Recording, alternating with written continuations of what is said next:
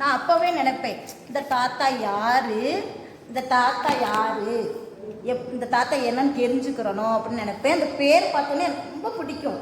இந்த பேர் நல்லா இருக்கே, இது யாருடைய பேர், எப்படி இந்த பேர் போட்டிருக்காங்க, என்ன ஏதுன்னு தெரியலையே. நான் இருந்துட்டேன். அதுக்கப்புறம் இப்போ மேரேஜ் ஆகி வந்து எட்டயபுரம் வந்துட்டேன். எட்டயபுரம் வந்து இருக்கையில் ஒரு நாள் இந்த அண்ணா தான் பெருமாள் கோயிலில் வச்சு என்னை கூப்பிட்றாங்க. திருவண்ணாமலைக்கு போகிறோம்மா, நீ வர்றியா அப்படின்னு கேட்டாங்க. சரிண்ணே, திருவண்ணாமலைக்கு தானே நான் வாரேன் அப்படின்னு சொல்லிட்டேன்.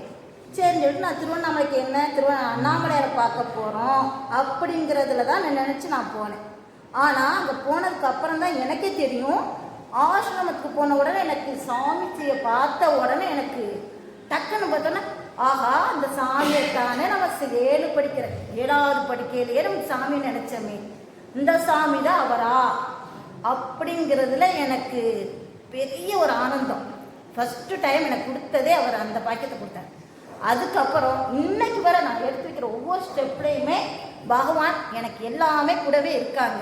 சொல்லிக்கிட்டே இருந்தா எப்படி சொல்கிறது, ஒரு புக்கே எனக்கு எழுதுனா வர 10 அந்தளவுக்கு இருக்காங்க அவங்க கூடவே. அதில் வந்து எனக்கு முதல்ல என்னை கூட்டிகிட்டு போய் எனக்கு எல்லாமே காமிச்சது உடனே தான். அதை நான் என்றைக்குமே மறக்க மாட்டேன். அது போக சாமி வந்து நான் ஒரு நாள் இப்போ நடந்த இன்சிடென்ட் இது. நான் ஏன் சொல்லுவேன், என் உடம்பு ரொம்ப வீக்காக இருக்குது, நான் அடுத்தவரை பார்த்துலாம் நான் வந்து இப்படி போகிறாங்க அப்படி போகிறாங்க நினக்கல. சுவாமிஜி என் உடம்பு வீக்காக இருக்குது, காசிக்கு போகிறாங்க, அயோத்திக்கெலாம் போகிறதுக்கெலாம் ஆசை தான், ஆனால் என்னால் வந்து அந்தளவுக்கு உடம்பு ஒத்துழைக்காது.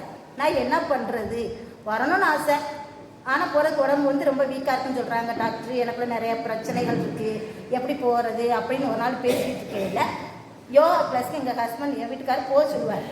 நான் ஆனால் என்ன பண்ணலை, ஏற்கனவே 8 வருஷத்துக்கு முன்னாடி படித்தேன், மறந்துட்டு போக மாட்டேன் இப்படின்னு இருந்துக்கிட்டே இருந்தேன். அப்போ ஒரு நாள் நாங்கள் அருள்கூடத்தில், யோகிராம் சிவகுமார் அருள்கூடத்தில் சுவாமிஜி தெரியுது, அவர் தான் தெரியுது எனக்கு, வந்து சொல்கிறாரு, நீ யோகா கிளாஸ்க்கு போ, யோகா கிளாஸ் சொல்லித்தராங்க ஃப்ரீயா, நீ போ அப்படின்னாரு. அதுக்கப்புறம் வந்து வீட்டில் வந்த உடனே, ஏன்னா நம்ம குரு சொல்லிட்டாரு, நம்ம அதை இதுக்கு பிடிக்க நம்ம செய்யணும்னு சொல்லிட்டு போயிட்டேன் யோகா கிளாஸ்க்கு. போய் அப்படியே போய் பயிற்சிலாம் இப்போ 1 மந்த் 2 மந்த்ஸ் ஆக போகுது. நல்ல உடற்பயிற்சி பண்ணுவேன், தவம் பண்ணுவேன், எல்லாம் பண்ணிக்கிட்டு இருக்கையிலேயே ஒரு நாள் ராமராமம் எழுதி கொடுத்துருந்தோம் கோயில்பட்டியில். அப்போ அதில் வந்து குழுக்களில் வந்து அயோத்திக்கு போகிறதா சொல்லியிருந்தாங்க. அந்த குழுக்களில் என் பேர் விழுந்துருச்சு. நான் இப்போ என்ன பண்ணுவேன், என்னால் கான்ஃபிடெண்ட்டாக நான் சொல்ல முடியும், அயோத்திக்கு என்னால் ட்ராவல் பண்ணி போயிட்டு வர முடியும். ஏன்னா நான் யோகா பயிற்சி எல்லாம் செய்கிறேன், என் உடல்நிலை எனக்கே தெரியும், ஓரளவு சீராயிடுச்சு. அப்போ இது பூராமே யாரால, யோகிராம் சிவகுமார் பகவானால் நடந்தது தான். அதே அயோத்திக்கு போக முடியுமான்னு அவர்கிட்ட கொஸ்டின் கேட்டேன். அவர் உனக்கு அதையும் நான் கொடுக்குறேன்ப்பா அப்படின்னு அதையும் செஞ்சு கொடுத்தது பகவானைத்தான் சேரும். நிறைய விஷயங்கள் எனக்கு செஞ்சுக்கிட்டே இருந்தார். எங்கள் இதில் இந்த வாய்ப்பு கிடைக்கல, இந்த வாய்ப்பை கொடுத்ததுமே அவர் தான். இதுவே எனக்கு அற்புதம் தான், நான் அப்படி தான் நான் சொல்லுவேன். அது மாதிரி எனக்கு நிறைய விஷயங்கள் செஞ்சாங்க. அப்போ ஒரு நாள் சின்ன டவுட்டே எனக்கு வந்துச்சு, ஏன் குரு நீங்கள் தானா. வீட்டில் ஃபோட்டோ வச்சுருப்பேன், எங்கள் ஹஸ்பண்ட் வந்து பாட்டு போட்டு விடுவேன், நாமும் போடுவேன், வருவார், என்னம்மா வீடை கோயிலாக மாற்றிடாத அப்படின்னு சொல்லுவார். உடனே நான் ஒன்றுமே சமைட்டேன், சவுண்டை குறைச்சி வை அப்படின்னு சொல்லுவார். சவுண்டை குறைச்சி வச்சுட்டு பேசாமல் இருந்துருவேன். இப்போ எங்கள் வீட்டுக்கார் அவரே பாட்டை போட்டு விடுவேன், ஒரு வார்த்தை சொல்ல மாட்டார், ஒரு வார்த்தை சவுண்டை குறைன்னு சொல்கிறதில்ல.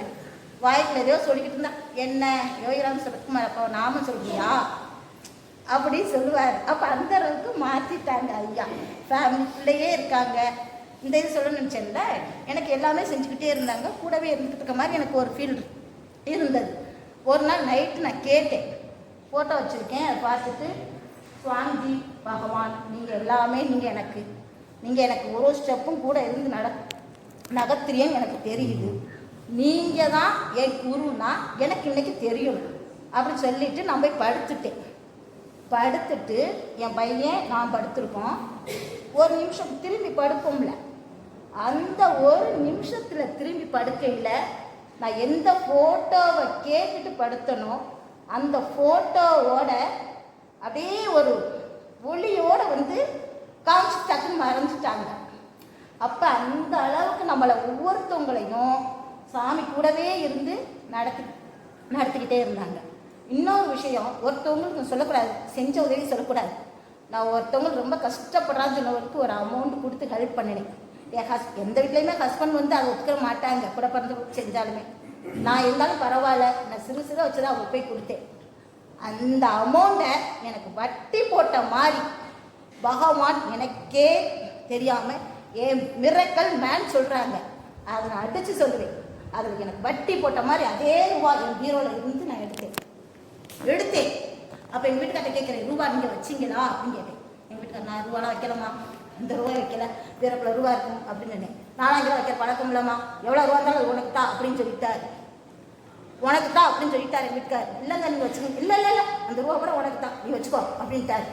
கடைசியில் எண்ணி பார்த்தா நான் ஒரு பெரிய அமௌண்ட் தான் கொடுத்தேன். அந்த அமௌண்ட்டு எனக்கு வட்டி போட்ட மாதிரி இருந்துச்சு. இது வந்து மிரக்கல்னு சொல்கிறாங்கல்ல, சாமிஜி மிரக்கல் மேன் அப்படிங்கிறதுக்கு அது 100க்கு 100 என்னுடைய எல்லாருடைய லைஃப்லேயும் இருப்பார். இது ஒவ்வொரு விஷயமும் நடந்துகிட்டு இருக்கு. சொல்லணும்னா எனக்கு அற்புதத்தை எப்படி சொல்கிறதுன்னு தெரியலை. நிறைய விஷயங்கள் பண்ணிக்கிட்டே இருக்காங்க, கூடவே இருக்காங்க. ஒரு தண்ணி வீட்டுக்கு இல்லை, இன்னைக்கு வண்டி தண்ணி வாங்கணும் அப்படின்னு நாங்கள் பிளான் போட்ட வர அந்த வாடிக்கை தண்ணி வராது, 10 நாள் ஆகும்னு சொன்ன தண்ணி முதற்கண்டு என்னை செலவு பண்ண விடாமல் நம்மளை பார்த்துக்கிட்டே இருக்க மாதிரி அந்த நிமிஷமே வந்துடுது.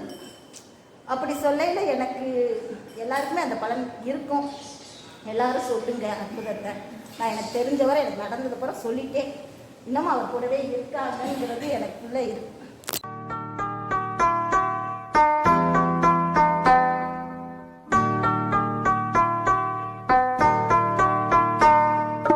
योगी राम सूरत कुमार जय गुरु राया।